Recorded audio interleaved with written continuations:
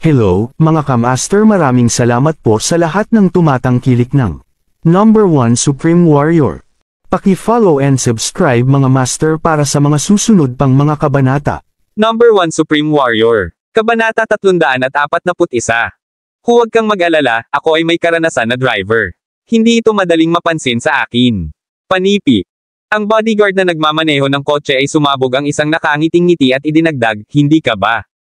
Nagtataka kung bakit tinanong kami ni na Batang Master Hugo at Batang Master na si Clark. Sundin si Fane at suriin ang mga lugar na pupuntahan niya. At kung pupunta siya, bumili ng anumang mahal. Ang bodyguard sa tabi niya ay nakatakal, ay. Isipin ito, narinig ko na ipinangako ni Fane na maghanda siya ng isang regalo na nagkakahalaga. Mahigit sa 10 milyong box para sa matandang pinuno ng ika-70 kaarawan ng Taylors, tama. Sa harap ng buong pamilyang Taylor. Ang 10 milyong regalo na ito ay isang bagay.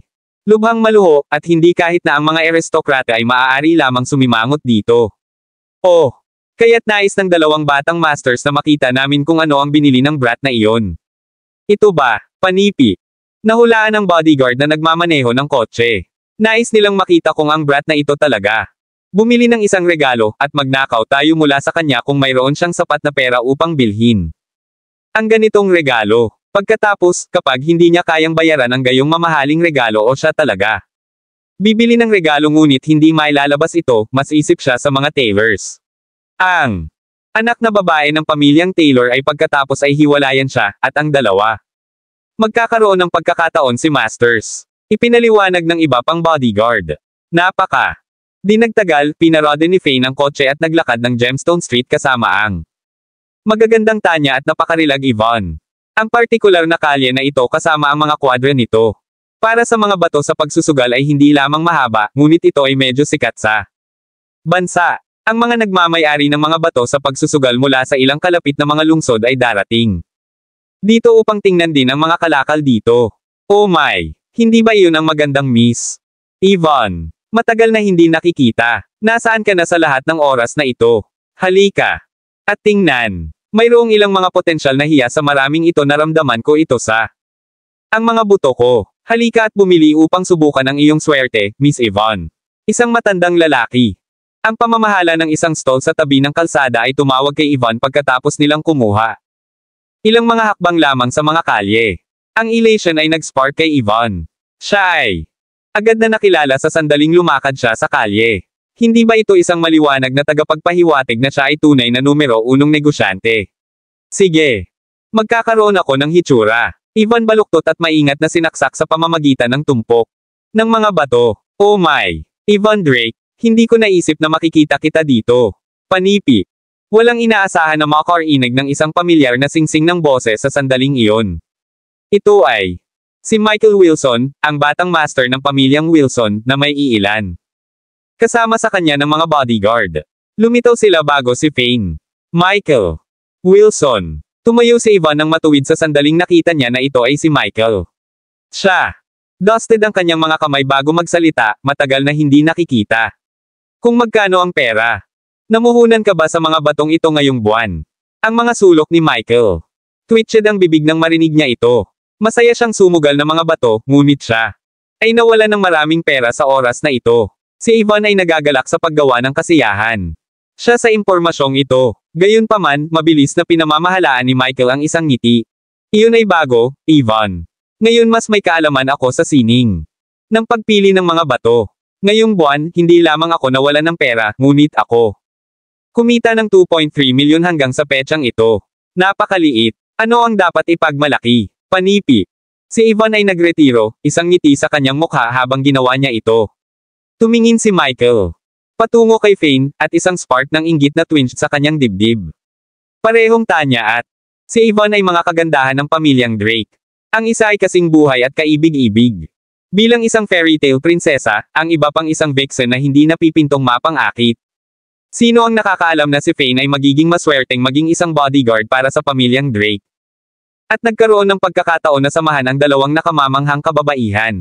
Miss Tanya, ito ay isang abalang lugar sa napakaraming tao at ang kaguluhan. At ikaw, nagdala ka lang ng isang bodyguard sa iyo. Huwag alalahanin iyon, isang bodyguard na nagtrabaho lamang ng ilang araw upang mag-boot.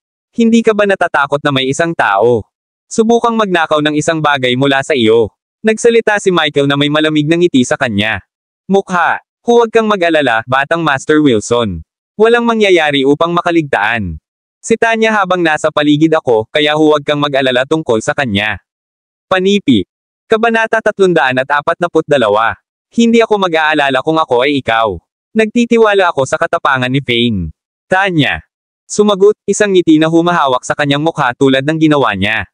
Hindi na niya binigyan ng pansin ang taba na iyon **starred, Michael Wilson, at pinag-aralan ang mga bato na inilagay sa banig. Bago siya sa halip, ang kanyang mga mata ay lumiwanag sa isang instant habang siya ay pumili ng isa. Ang bato na ito ay hindi mukhang masama, puna niya. Malaki ito at parisukat, at may mga pahiwatig ng jadeite sa ibabaw nito. Hindi masama, ikaw. Magkaroon ng isang magandang mata, binibini. Ang piraso na ito ay tiyak na nangangako. At tingnan. Ang kulay nito ang susi. Ito ay isang malinaw at malakristal na berde. Bilang isang bagay. Sa katunayan, nag-aatubili akong ibenta ito sa aking sarili. Gusto ko talagang subukan ito. Sa kasamaang palad, hindi ako naging pera kamakailan, kaya hindi ako maglakas loob na isugal ang aking swerte. Panipi. Ang matandang lalaki ay nag-chalk at itinulak ang kanyang palad pasulong, na pinupukaw ang kanyang 5 daliri. Hindi na kailangang timbangin ito. Bibigyan ka lang kita ng isang pagtatansya ng halaga nito. Baka ako mawala ng sobra kung timbangin ko ito, pagkatapos ng lahat. Ang presyo ay magiging 500,000 bucks, pagkatapos lamang ibebenta ko ito. Tatakbo lang ako ng pagkawala kung lumiliko ito. Maging isang kamangha-manghang hiya sa sandaling masira mo ito. Mawawala ako sa maraming kung mayroong isang maganda, medyo jade sa loob. Sumilip din si Michael sa The Rock, ito ay tila sa halip. Nangangako. Paano kung sinaktan niya ang jackpot sa oras na ito at kumuha ng isang mahusay na hiyas? Kapag naputol ito, naislip niya, ang kanyang reputasyon ay lalago ng malaki. Bukod sa, laging masaya si Yvonne sa kanya. Ito ay isang gintong pagkakataon. Upang patunayan ang kanyang sarili. Agad niyang hinawakan ang bato at maingat na pinag-aralan ito. Ito. Mukhang maganda. Pinag-aralan din ni Yvonne ang bato. Ito ay tila nangangako mula sa ibabaw, ngunit medyo mahal pa rin ito, nagsalita siya. Pagkatapos ng maingat na pag-iisip, magpapatakbo ako ng pagkawala kung wala sa loob. 500,000 ang sobra, ang aking mabuting Ginoo. Ang pinaka nagkakahalaga ay 100,000 kung talagang tinimbang mo ito ayon sa karaniwang operating pamamaraan. Kulang ka ng katapangan. Batang Master Wilson ng simple. Shackled. Wala namang pera si Yvonne, kaya mas maingat siya sa paggamit ng mga ito. Ito ay maliwanag na isang pagkakataon para sa kanya upang magpakita. Gayunpaman, hindi siya isa lamang na itapon ang kanyang pera. Ngumiti siya at nagsalita. Sa matandang lalaki, 500,000 ay medyo mahal. Ibaba ito sa 400,000. Libo-libo at bibilhin ko ito. Magsusugal ako sa batong ito. Ang swerte ko ay naging maganda. Mabuti kani-kanina. Marahil ay gagawa ako ng kaunting pera dito. Iilan ang mga dumadaan sa pamamagitan ng masikip kapag narinig nila ang palitan. Ang matandang lalaki ay nag-iisip sa alok ng ilang sandali. Sige noon, 400,000 ito. Ako. Hindi binuksan ang shop para sa ngayon. Kunin natin ito bilang pambungad na seremonya noon. Panipi. Sige. Ililipat ko agad ang pera sa iyo. Maaari mo ba akong tulungan na buksan? Ito. Ngumisi ang batang si Wilson, ang kanyang puso ay lumaktaw sa kasiyahan. Ang rock ay mukhang nangangako mula sa ibabaw nito. Kahit 1/4 lamang ito ay jade. Kung gayon hindi lamang maiiwasan niya ang isang pagkawala, ngunit makakakuha rin siya ng pera. Kung higit sa kalahati nito ay naging jade, pagkatapos ay gagawa siya ng isang maganda. Kabuuan, nais mo itong mabuksan ngayon. Ang matandang lalaki ay bahagyang nagulat. Ito. Ang kahilingan ay nangangailangan ng isang malaking halaga ng lakas ng loob. Pagkatapos ng pagbili, ang ilang mga tao dadalhin ito sa bahay at i-mail ito bago talagang buksan ito. Bukod dito, baka maramdaman nila na walang garantiya ng isang hiya sa loob at mag-isip ng paraan upang ibenta ito. Siyempre, may iba pa na pinutol ito upang masukat ang sitwasyon pagkatapos ibalik ang bato. Kung ito ay nasa isang mabuting kondisyon, ang bato, ang halaga ay tataas ng malaki. Dito, maaari nilang piliin na i-cut ito ng bukas. Ganap o ibenta ito sa mas mataas na presyo upang masecure ang kita. Gupitin mo lang. Hindi tatakbo ang isang pagkawala kung kahit na isang maliit na jade ay ipinahayag. Sabi ni Michael. May kumpiyansa. Hindi mapigilan ni Faye ang isang ngiti nang makita niya ang ibang lalaki. Pagbabayad ng napagkasundo ang presyo. Sino ang nakakaalam na ang kanyang ngiti ay mahuli? Michael. Nagdilim ang ekspresyon ng batang master. Ano ang nakangiti mo? Ikaw ay punk. Tingnan mo, maaari akong bumili ng isang bagay na nagkakahalaga ng 400,000. Ganito lang. Ito ay isang bato sa pagsusugal, isang bagay na hindi para sa mga gusto, para sa mahina *** tulad mo. Itinapon mo lang ang iyong pera para sa isang payak na bato. At hindi mo rin nasira ang isang pawis. Tunay na mayaman ka. Bumalik ang Fane, Nakakatawa ng ngiti sa kanyang mukha. Para bang may alam ka. Manahimik ka. Tingnan mo lang. Dito, mukhang hindi tulad ng isang payak na bato. Hindi mo ba nakikita ang magandang pangkulay? Sa ibabaw nito, ang mood ni Michael ay nagsoared sa isang instant. Kung ito ay isang payak na bato, nangangahulugan iyon na wala sa loob kundi bato. Ito ay magiging tulad ng ang kwintas na ginto, na may mahalagang mineral lamang na naglinya sa ibabaw. Kabanata 343. Hindi na kailangang sabihin, ang mga salita ni Fane ay hindi nasisiyahan kay Michael. Kung hindi ka maniwala ka, tingnan mo lang ito para sa iyong sarili sa sandaling mabuksan ito. Ngunit payo ko, ibalik mo ito bago ay crack ito. Hindi ka bababa sa mas kaunti. Napahiya sa ganoong paraan. Fane chuckled. Ano ang isang biro? Kawal lamang ka. Ano ang nalalaman mo tungkol dito? Ako ay maglakas loob na magsugal sa batong ito pagkatapos. Maingat na pinag-aaralan ito. Nakatayo ka ng 2 metro ang layo, tinitingnan ito mula sa malayo. Paano mo malalaman na ito ay isang bato lamang? Si Michael ay nagbigay ng isang walang hiya. Chuckle. Sa palagay ko ay hinahamak mo lang ang mga mayayaman. Nag-spout ka ng walang kaparerekon. Dahil gusto mong makita akong maglaro ng tanga. Tama iyon. Mga tao sa mga araw na ito ay sobrang kakatwa. Pagmumura sa iba dahil lamang sa hindi nila matiis ang pagkakaroon ng higit pa.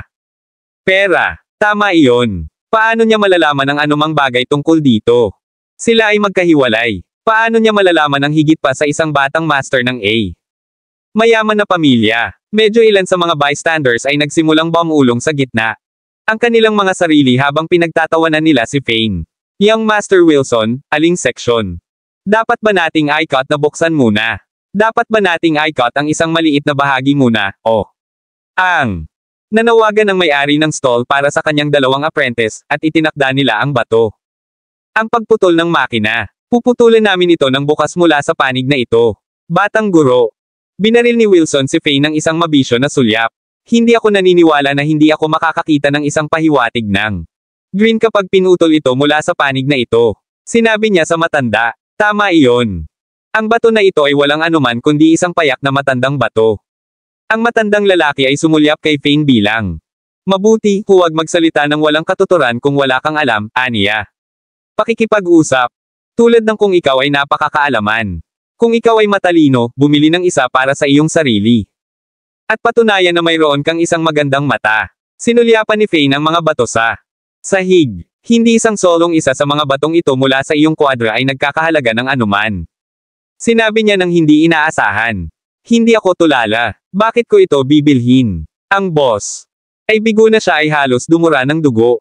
Ang bobo na punk na iyon ay nararapat mamatay. Gaano siya katapang na inaangkin na hindi isang solong bato mula sa kanyang kwadra ay nagkakahalaga. Kahit ano, sinisira niya ang kanyang negosyo at reputasyon.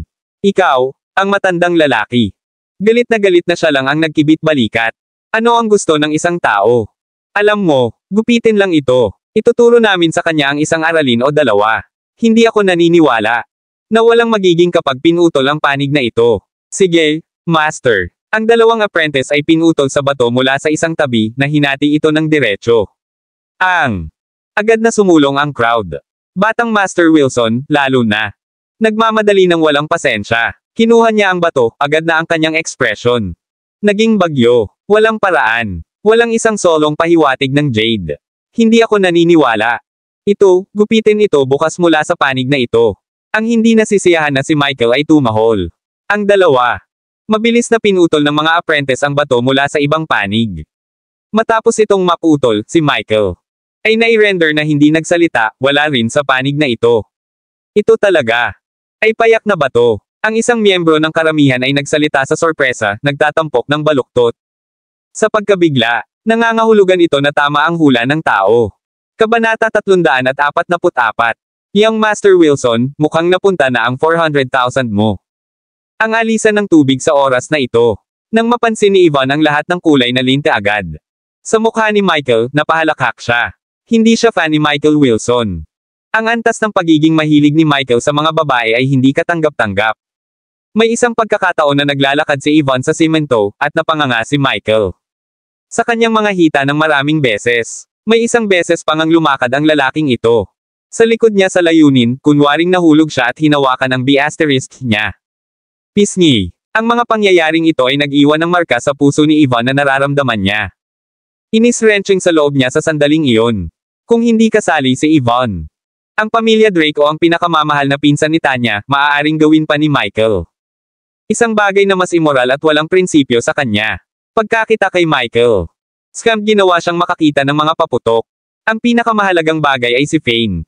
Ang isang leko sa pagsusugal, ay maaaring hulaan ito ng tama. Ang sitwasyong ito para kay Young. Si Master Wilson ay parang isang malaking sampal na damapo sa kanyang mukha, ng matindi. At malupit, nakakahiya naman. Tinuwanan lang ito ng Young Master, it's 400,000 lang. Hindi tulad ng hindi ko kayang mawala ito. Young Master. Tumugon si Wilson na may mapait na ngiti sa labi. Kahit na pagkagalit. From sa pamamagitan ng kanyang ugat, siya winded down kaagad upang panindigan ang kanyang reputasyon. Ang ganda mo, Fane. Alam mo na ito ay simpleng bato lamang. Tinitingnan. Pinuri ni Tanya si Fane para sa kanyang kakayahang makilala ang mga bato sa pagsusugal, isang banayad ng ngiti sa kanyang tampok. Salamat, nagkataon lang ako. Alam ang kaunti tungkol sa mga ito, sagot ni Fane na may halong ngiti.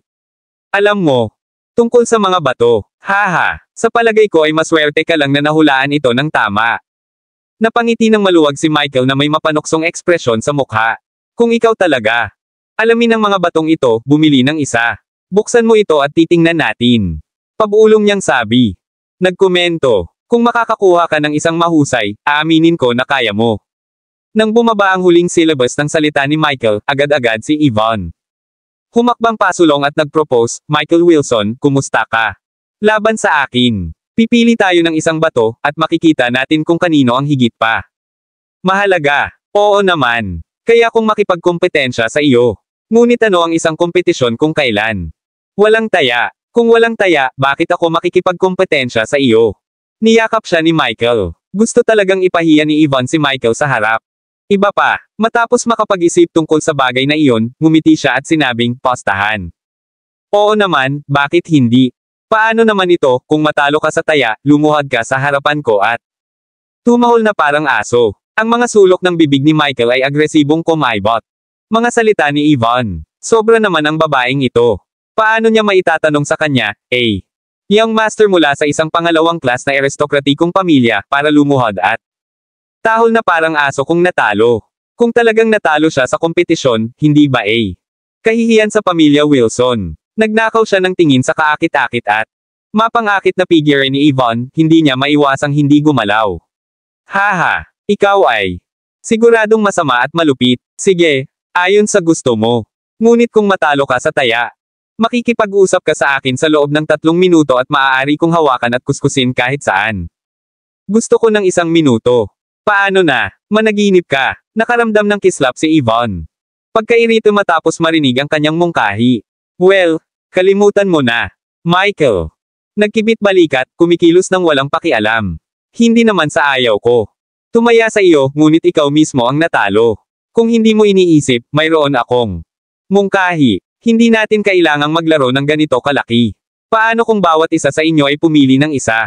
Bato na may katulad na laki, at kung may matatalo, babayaran niya ang bill para sa ibang partido, iminungkahi ni Fane pagkatapos ng ilang pag-iisip. He then continued, Siyempre, ang bato ay pag-aari ng sino mang pumili nito. Hindi ito masama. Ideya. Ngayon ano, Michael Wilson, maglakas loob ka bang tumaya sa akin? Tanong ni Ivan na kumikinang ang mga mata. Bakit hindi? Hindi ako natatakot sa iyo. Tayo na. Pumili ka ng bato sa matandang ito. Itinuro ni Michael ang pagsusugal ng matanda. Rockstall. Ano? Walang magandang bato dito. 1 o 2 lang sa kanila. Ngunit bahagya silang pumasa sa kasiya siyang antas. Ngumiti ng mapait si Fane. Siya, ang kataas-taasang mandirigma, mas maraming nalalaman kaysa sa iba. Ang pagtaya sa bato ay kasing dali. Paghinga para sa kanya. Kabanata 345. Paano mo malalaman ang alinman sa mga batong ito ay hindi magandang kalidad? Hindi mo ginawa. Kahit natingnan ang mga ito.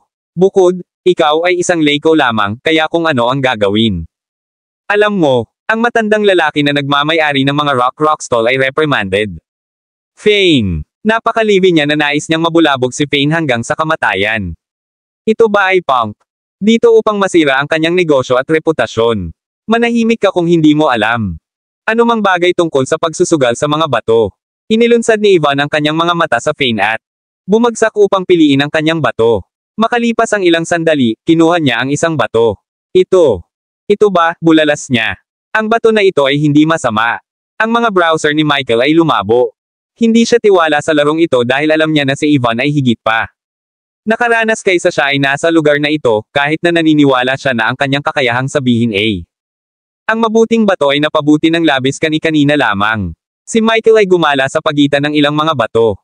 Para sa maraming beses at kalaunan ay pumili ng isang bato na magkatulad na laki. Ang batong ito ay. Tahimik na tiningnan ni Fane ang parehong mga bato na napili at lumapit kay Ivan. Miss Ivan, iminumungkahi kong baguhin mo ang iyo. Kahit na ang iyong piraso ay mukhang maganda. Mula sa anggulo na ito, makikita mo na hindi ito bilang batang Master Wilson kapag ikaw. Gupitin ito, pangangatuwiran ni Fane. Imposibleng. Gayunpaman, paano si Ivan? Maniwala ka sa kanyang mga salita. Sa mahigpit na sulyap, sumagot siya, ano ang alam mo? Mula sa aking mga taon ng karanasan, ang aking bato ay tiyak na mas mahusay na kalidad kaysa batang Master Wilsons. Haha, Miss Ivan, bagaman si Fane ay hindi propesyonal sa lugar na ito, kung minsan ang mga salita mula sa kanyang marumi na bibig ay medyo tumpak. Paano kung tama siya sa oras na ito? Pagkatapos ay mananalo ako, Michael. Nagkomento ng hindi itinatago ang anumang pahiwatig ng kaligayahan sa kanyang mukha. Huwag maniwala na mawala ako sa iyo. Nagagalit si Ivan. Timbangin ko ang dalawang bato na ito at quote kaayon sa kasalukuyang presyo ng merkado.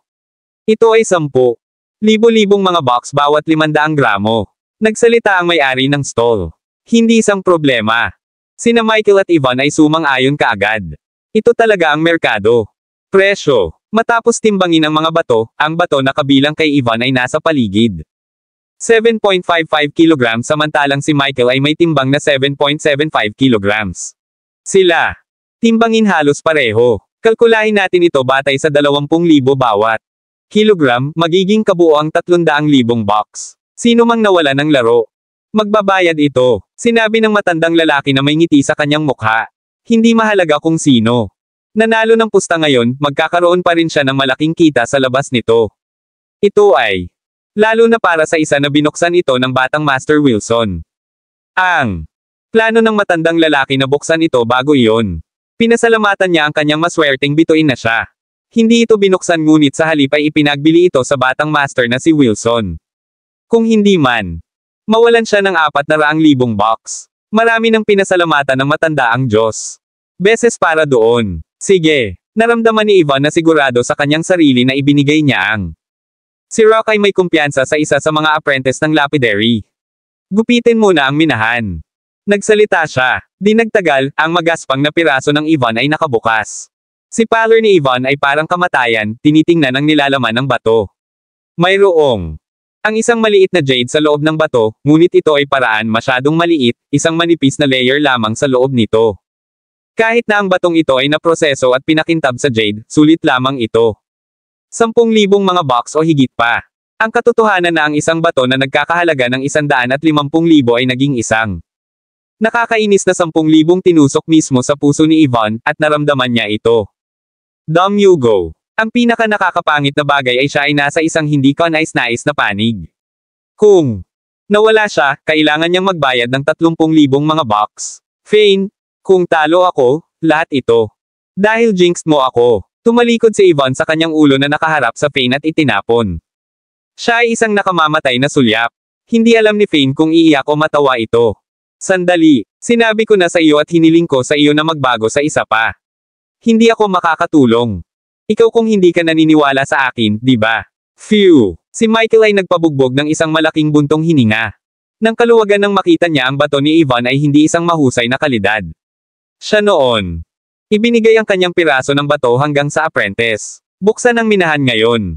Kabanata 346.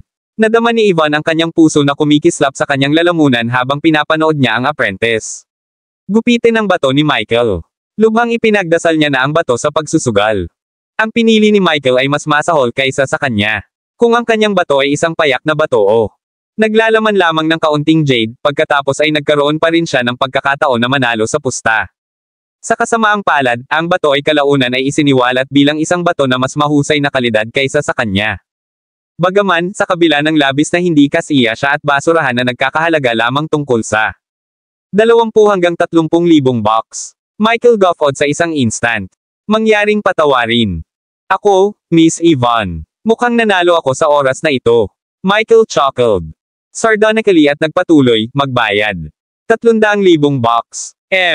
Ito ay. Dahil lamang sa Lady Luck ay kasama mo sa oras na ito. Si Yvonne ay malamig na sumingit. Bago maglipat ng pera sa boss. Gayunpaman, dahil baluktot si Yvonne. Dahil sa hugis, sinulyapan niya ang may-ari ng stall at nagreklamo ng walang tigil, Fane. Ay ganap na tama. Ang iyong stall ay walang magagandang bato. Malinaw. Nagsalita ito ni Yvonne dahil sa galit. Ang may-ari ng stall ay hindi maglakas loob na sumalungat. Ang pamilyang Drake kahit na hindi siya nasisiyahan sa kanyang mga salita. Kaya niya. Tumawa lang ng mapait. Siya ay isang maswerteng B** star na nahulaan. Ito ay nagkataon. Michael sneered. Ang kanyang mga mata ay nasusunog sa pangungutya. Bakit? Hindi mo ba ako tinaya?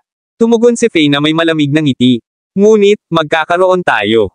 Upang pumunta sa iba pang mga kwadra. Tulad ng nais mo. Agad na itinaas ang mood ni Michael at ngumisi. Hindi ako nakikipagkompetensya sa isang rookie na katulad mo. Hehe. Ito ay nakakapreskong at sa halip kawili-wili. Halika ngayon, ano ang postahan mo? Panipi. Parehong dati. Kung talo ka, babayaran mo ang ibang partido. Sagot ni Fane. Nakangiti. Si Michael, sa kabilang banda, ay nanginginig ang kanyang ulo ng hindi inaasahan. Hindi. Magagawa ko ito kay Yvonne, ngunit kasama mo. Kalimutan mo na. Mahina ka lang at penniless punk. Alam kong hindi pa ito nagtatagal mula nang magsimula kang magtrabaho at hindi pa nakakuha ng sweldo, kaya wala ka ng pera ngayon. Michael. Tinalikuran siya. Kaya kung manalo ka sa pusta na ito, kailangan kong magbayad para sa iyo, at ikaw. Karaniwang nakakakuha ng isang bagay mula sa wala, di ba? Hindi mo ako niloloko. Murang trick mo. Si Fane ay iginawad ng walang pagsasalita. Siya. Fane. Walang pera. Masayang maingay. Sa kanyang kasalukuyang kayamanan, madali niya bilhin ang buong pamilya Wilson, ngunit ang taba na ito na si Wilson ay may katapangan upang sabihin na wala siyang pera. Siya ay masyadong nag-aatubili upang makipagtalo sa kanya pa rin. Kung gayon ano? Gusto mo bang tumaya? Nagsalita siya. Matapos mag-isip tungkol dito, sumagot si Michael. Devilishly, paano ang tungkol dito, kung may nawalan ng pusta, makakaluhod siya. At bark tulad ng isang aso. Michael, medyo kaunti ito. Sigurado ka ba? Nais mong pahirapan ang iyong sarili tulad nito. Ito ay isang masamang ideya. Tumawa si Fane kay Michael. Mungkahi. Ang mga sulok ng bibig ni Michael ay kumikiskis ng hindi sinasadya. Haha. Nakakatawa. Hindi ka maglakas loob na pumusta, di ba? Nagleer siya sa veterano. Huwag. Magpanggap na maunawaan ako kung hindi ka maglakas loob na tumaya. Sige, Fane. Ako na. Bayaran ka. Biglang dumating si Yvonne, at may kawili-wili. Paano kala upang magbot? Si Fane ay bahagyang naabak sa kanyang mga salita. Wow. Ay. Talagang hindi inaasahan na ang kaakit-akit na Yvonne ay makakatulong sa akin ngayon. Ito. Dapat maging maswerteng araw ko. Okay. Gawin natin ito. Bibigyan kita ng bato pagkatapos. Binuksan ito. Ito ang bato na babayaran mo pagkatapos ng lahat, di ba? Hindi na kailangang pasalamatan. Ako. Palagi akong tumayo laban sa kawalan ng katarungan, tulad ni Tanya. Si Yvonne ay may maliit. Pinigilan ang ngiti. Ang pag-agos ng kalungkutan ay labis na labis sa kanya. Ang lalaking ito. Si Fanewood hindi sinasadyang nakita siya ng walang damit kahapon, at siya hinanap para sa bawat posibleng paraan upang matukoy ang kanyang paghihiganti. Hindi ba ito mahusay? Pagkakataon. Hindi mahalaga kung sino ang mawawala sa pagtatapos ng pusta na ito, siya. Masisiyahan pa rin. Lumuhad si Fane at tumahol tulad ng isang aso. Nisimula ang galit mula sa insidente kahapon, habang sa huli ay natalo si Michael. Ang pusta ay magsisilbi sa kanyang hustisya mula sa pagkawala na dinanas niya minuto ang nakaraan. Huwag kang pumili ng isang malaking bato, tama. Mawawalan ako ng malaking kita kung napakalaki. Siya. Madaling idinagdag matapos ang pagmalang sa kanilang pusta. Kabanata 347. Hindi alintana, lumakad si Fane patungo sa isa pang stall at tumingin ng isang malapit na hitsura. Huwag mag-alala, Miss Yvonne. Makakakuha ka lamang ng mas maraming pera, hindi mawala ito. Kung ikaw mawalan ito, babayaran kita. Kung iyon ang nais mo, ganoon din. Kukunin ko na. Ito ay humiram ka ng pera sa akin sa oras na ito. Tutulungan kita na magbayad muna. Panipi. Sa pamamagitan ng isang ngiti sa kanyang mukha, hinawakan ni Yvonne ang kamay ni Tanya habang siya lumapit sa Fane. Kukunin ko ang piraso na ito, kung gayon, nagsalita si Fane habang itinuro niya ang isang malaking bato. Ang bato ay parisukat, at tinatayang nasa paligid ng 15 kilogram sa pamamagitan lamang ng pagtingin sa laki nito. Gayunpaman, ang malaking square rock na ito ay sa ilalim ng puwit ng may-ari ng stall. Ginamit ito ng may-ari bilang isang dumi ng tao habang nakaupo siya. Ito, why gusto mo ang piraso na ito? Ang boss ay isang nasa edad na babae. Nagyelo siya sa kanyang upuan ng magandang sandali bago siya bumaril mula sa kanyang upuan. Ang pakikinig sa mga salita ni Fane ay nagpadala ng kaligayahan sa pamamagitan ng kanyang pagkatao. Malaki ito. Ang square rock ay nasa stall na ito mula noong 1 taon na ang nakalilipas. Ang babaeng nasa gitnang may edad. Sa una ay inaasahan na ang ilang rookie ay bibilhin ito dahil sa hitsura nito, tumingin ito. Makinis at makintab sa ibabaw pagkatapos ng lahat. Gayunpaman, lumipas ang 1 taon, at walang bumili nito. Lahat sila ay umalis pagkatapos tingnan ito. Kahit ang boss. Inisip ng kanyang sarili na ito ay isang hindi karapat dapat na plain na bato dahil walang sinuman. Inaalok upang bilhin ito mula sa kanyang mga kamay, kaya't ginamit niya ito bilang isang ordinaryong tool ng bato. Upang mapanatili ang kanyang puwit sa lupa. Ang boss ay hindi mag-abala upang dalhin ang rock home araw-araw pagkatapos isara ang stall kung hindi ito para sa maliit na pahiwatig. Nang pula sa ibabaw nito. Mabigat ito, pagkatapos ng lahat. Hindi pa niya inaasahan iyon. Ang masarap na araw na ito, isang binata ang nagpahayag ng kanyang interes sa batong ito. Haha, Fane. Tanga ka ba? Alam ng lahat sa Gemstone Street na ang batong ito ay naging nakaupo dito ng halos 1 taon. Una, ang bato na ito ay masyadong malaki, at walang nang ahas upang tumaya dito. Pangalawa, ang nilalaman nito ay hindi nakalantad. Walang tanda ng emerald o jade sa ibabaw, isang nakakainis na strand ng pulang kulay. Ang pula. Maaaring hadhad pagkatapos ng ilang beses pang nakaupo dito. Sigurado ka ba? Pinipili mo ito. Haha, maaari mo ring magbayad para sa aming dalawa. Ngayon, tumawa si Michael sa pagtawa, nakikita ang pagpili ng bato ni Fane. Fane, isang hanggal na tao. Fane, sinusubukan mo bang sunugin ang iyong sarili? Ang bato na ito ay hindi bababasa. 15 kilograms. Ito ay higit sa 300,000. Umiling-iling si Yvonne. Hindi sumasang-ayon sa pagpili ni Fane. Kahit na hindi siya mahilig kay Fane, siya. Inaasahan pa rin na matalo niya si Michael matapos makita kung paano si snobbish at si arrogant Michael ay noong nanalo siya sa kanilang pusta. Mahal kong Ginoo, sila ang mga na walang alam. Ikaw, sa kabilang banda, ay may magandang mata. Halika. Mas malapit, tingnan ang isang pahiwatig na ito ng pula. Maaaring may ilang bihirang at mahirap makuha ang hiya sa loob nito. Ang may-ari ng gitnang may edad na sa wakas ay nakatagpo ng ilang tanga na nais bilhin ito. Paano niya makaligtaan ang mahusay na ito? Pagkakataon. Hayaan mong sabihin ko sa iyo, bilhin mo lang ito. Ito ay tiyak na isang bato ng top-notch kalidad. Tiwala sa akin, maraming taon na akong bibilhin ang mga sumugal na bato. Panipi. Sinusubukan mong linlangin ang isang tanga, hindi ba? Halos mahawaw ka ni Tanya. Ito habang sinubukan niyang ilantad ang kanyang hangarin. Kung sa tingin mo ay mabuti ito. Bato, bakit hindi mo ito buksan ang iyong sarili?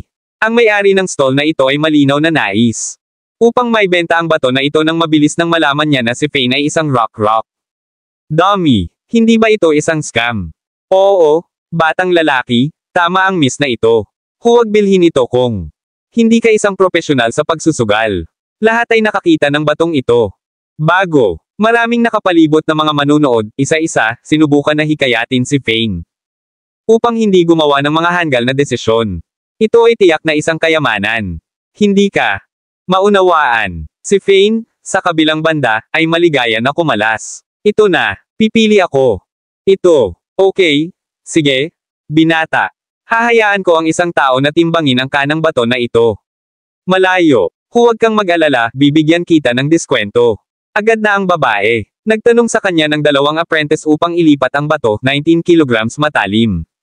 Siya, inihayag sa Fane. Babilanggan ko ito bilang 15 kilograms, ang natitirang kilo. Ay itinuturing na regalo sa iyo, 300,000 sapat.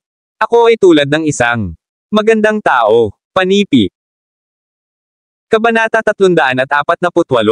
Hehe. Ito ay 19 kilograms ngunit kinokolekta mo lamang ang pera sa loob ng 15 kilograms. Tunay na ikaw ay isang mabait na tao. Matapos makinig sa palitan, si Tanya ay nag-leer. Ngumiti ng malamig. Ito ay isang ordinaryong bato lamang, kaya syempre mabait ka. Sapat na magbigay ng diskwento. Kung sa tingin mo talaga ito ay isang top-grade rock, ay magiging ganito ka pa rin. Tama iyon. Nag-scam ka ng isang rock newbie. Masarap ka, sumigaw si Yvonne bago lumingon ang kanyang ulo upang tumingin kay Fane. Hayaan. Tulungan mo ako, Fane. Ang piraso na iyong pinili ay walang iba kundi isang payak na malaki. Bato. Ito ay isang ordinaryong bato lamang mula sa tabi ng daan. Tumigil ka sa pakikialam. Ang mabilis na nakipag-ugnay sa kanila si Young Master Wilson. Yvonne, huwag masira ang mga batas. Sa oras na ito, naglalaro ako laban kay Fane, hindi ako laban sa iyo. Mula pa. Hindi ka kasangkot dito, hindi ka dapat makagambala pa. Kung igihit mong gawin ito, tawagan natin ito. Tama siya. Hindi makagambala ang mga tagalabas. Panipi. Sumasang-ayon ako. Ang isa na nakaya kasama ang batang Master Wilson ay dapat gawin ang pagpili. Ang mga bystander ay nagsalita ng paisa-isa habang nagkomento sila sa taya ang parlor ni Yvonne ay hindi kasiya siya, ngunit hindi na siya makakalaban. Pagkatapos ng lahat, kung tumulong siya, masisira niya ang mga patakaran. Ano ang ibig mong sabihin? Sa pamamagitan ng pag-aapi ng isang newbie. Miss Yvonne, alam kong miyembro ka ng Drake pamilya, ngunit mangyaring maging makatuwiran. Ito ay isang pagsusugal na bato, at ang nilalaman nito. Hindi mahuhulaan bago ito mabuksan. Hindi mo makita ang batong ito, ngunit paano kung ang batang ito ay pumili ng tama? Ang babae ay malabo sa kanya. Pagpili ng mga salita, ngunit pagkatapos ay lumingon siya sa isang grin sa kanyang mukha. Bata. Tao, gusto mo pa ba ito? Binigyan kita ng isang makatarungang diskwento. Siyempre, ito ay 9,000 bucks mas mura. Bakit hindi ko gusto ito? Tinanggap ni Fane ang aloksa. Isang instant, isang ngiti na plastered sa kanyang mukha. Pagkatapos ay nagpatuloy siya, Miss Yvonne. Ilang sandali pa ay sinabi mo na babayaran mo muna ako. Maaari mo bang bayaran ito? Ngayon, ano man ang mga nilalaman ng bato, ibibigay ko ito sa iyo. Pagkatapos ng lahat, ikaw ang nagbabayad nito, kaya gantimpala para sa iyo. Si Yvonne ay sobrang pissed na. Halos malabo siya. Ito ay isang trashy plain rock walang duda, at walang mabuti. Ay pupunta doon matapos itong mabuksan. At sinabi ng punk na ito sa kanya. Ibibigay niya ito sa kanya. Huwag kailanman, hindi niya ito gugustuhin. Kahit na siya. Maaaring madama ang kanyang dugo na kumukulo sa loob niya, hindi niya sinasadyang binayaran pa rin ang pera. Ang may-ari ng stall ay nadama ng mas mahusay sa sandaling nagbayad si Yvonne para sa bato. Ang malaki. Ang basurahan na bato ay sa wakas ay nabili sa isang tanga. Pinasalamatan niya ang sarili sa hindi kailanman. Itinapon ang bato, at sa wakas ay inani niya ang prutas sa pamamagitan ng pagkamit ng 300,000. Hehe. Young Master Wilson, ito na ngayon. Dahil ikaw nagpe-play ng isang laro, iminumungkahi kung pumili ka ng isang malaki. Kung hindi, hindi ka mabubuhay. Hanggang sa iyong reputasyon. Ngumisi ang gitnang may edad na habang sinubukan niya. Kumbansihin si Michael. Nasiyahan si Michael nang makita niyang nagbayad si Fane. Lahat ng iyon para sa isang piraso ng basura. Ang tulala na ito ay gumugol ng daan-daang libo upang bumili ng isang malaking bato, isang ordinaryong bato na walang pipiliin, at gayon pa man siya nanatili. Tiwala sa kanyang pinili. Hindi makapaghintay si Michael na makita ang barkong Fane tulad ng A. Dog mamaya pagkatapos ng laro.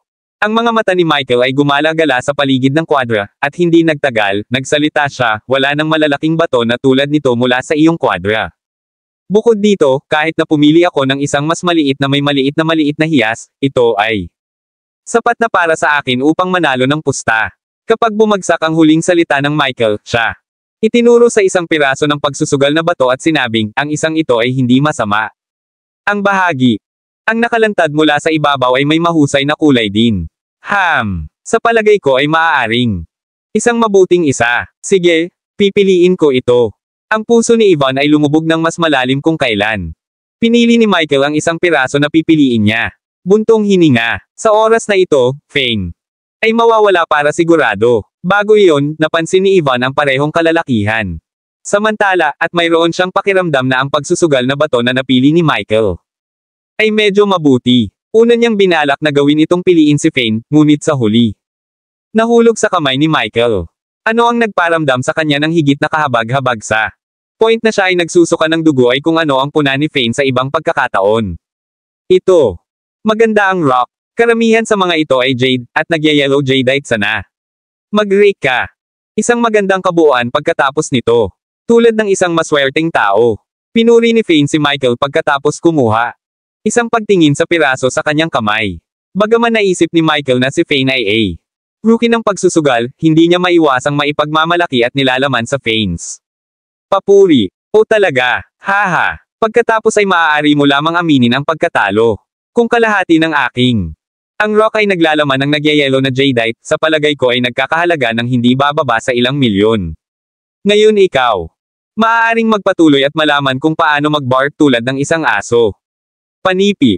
Kabanata 349. Hindi pa namin ito binuksan. Paano mo masasabi na ako matalo? Sinabi ko lang na ang iyo ay hindi isang masamang pagpipilian. Fane chuckled. Mukha na hindi mabibigat. Bakit mo ibababa ang iyong sarili? Ganyan. Si Ivan ay nagbulong sa kanyang sarili. Gupitin mo na ang minahan. Michael. Agad na binayaran ng bato sa kanyang kaguluhan, at higit sa 100. Libo-libo ang nawala tulad nito. Ang dalawang apprentice ay pinutol sa isang tabi ng ang bato. Humakbang siya pasulong upang tingnan ang pangalawa na ito ay pinutol na bukas. Kanya. Ang mga labi ay mabilis na kulot sa isang ngiti. Fane, maliit ka ****. Ikaw ay kanan sa kuko sa oras na ito. Nakikita mo ba yan? Mahigit sa kalahati nito ay nagyayellow jadeite. At ang pangkulay nito ay medyo mahusay din. Maaari itong pumunta para sa ilang milyong bucks, walang problema doon. Walang paraan. Ang mga ekspresyon ni Ivan at Tanya. Madilim nang makita nila ito. Talagang pinili ni Michael ang isang mahusay na bato. Ito ay mahirap na magkaroon ng isang kalidad ng isang gemstone sa isang normal na batayan. Binabati kita, Batang Master Wilson. Pinili mo ang isang mahusay. Ang stall. Natigilan ang may-ari. Pagkatapos ng lahat, hindi siya naglakas loob na buksan ito mismo at ay inilabas lang ito para ibenta. Ito ay isang malaking pagkawala para sa kanya. Gayunpaman, ang mga pagsusugal na bato ay nagtrabaho sa ganitong paraan. Ang mga pulses ay magpapabilis habang nagsusugal. Hindi. Ang isa ay maaaring masisi sa kanyang kawalan ng pananaw at swerte sa oras na ito sa paligid. Paano ito? Pupunta ka ba sa iyong tuhod at bark tulad ng aso? Ikaw, Fane Woods, sumuko ka na lang. Ang isang hiyas na tulad ng minahan ay hindi bukas. Kahit na matapos ang 2 linggo sa kalye na ito, hindi ko naisip na makuha ko ito. Batang guro. Si Wilson ay labis na nasisiyahan. Ang kanyang mga espiritu ay naitaas. Siya o kaya masama.